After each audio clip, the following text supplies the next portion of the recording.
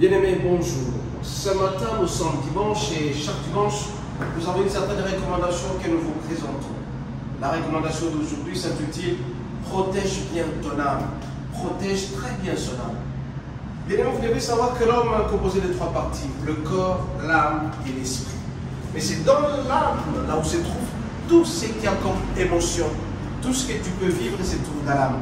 L'âme est composée des émotions, des sentiments, tout ce que l'homme peut refléter après se trouve dans l'âme. Raison pour laquelle, bien aimé, ce matin, je vous en supplie, vous êtes appelés à bien protéger votre âme. Comment tu nourris ton âme? Comment tu vis avec ton âme? Est-ce que tu nourris ton âme avec certaines images qui risquent d'influencer ta vie? Tu nourris ton âme avec certaines choses que tu écoutes dans tes oreilles? Ou tu alimentes ton âme avec autre chose? Pour que tu vives mieux, tu dois être heureux si jamais tu protèges ton âme. Il est dit dans 3 Jean 1, bien-aimé, je souhaite que tu prospères à tous égards, comme prospère l'état de ton âme, et que tu sois en très bonne santé.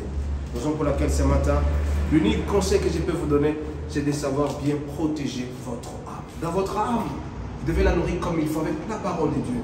Un homme qui nourrit régulièrement son âme avec de films pornographiques, il finira par commettre l'adultère. Il finira par commettre la fornication. Un homme qui nourrit son âme à tout moment avec des envies, il finira par voler, il finira par tuer.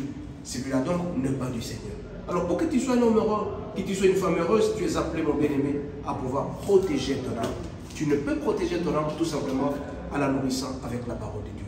La parole de Dieu te dira par exemple, tu dois travailler, tu dois prier. Si jamais tu nourris normalement ton âme, mon bien-aimé, tu seras un homme heureux, tu vas prospérer, tu auras l'abondance. L'abondance c'est quoi? C'est dans la parole de Dieu.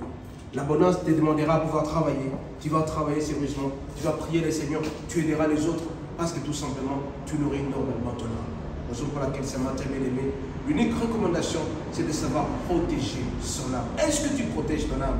Ou tout simplement, tu exposes ton âme à n'importe quoi, avec des amitiés qui risquent de te coûter cher, avec des choses qui risquent de coûter cher pour ton foyer ou tes études, parce que tout simplement, tu laisses entrer dans tes oreilles des choses qui risquent de nourrir ton âme négativement.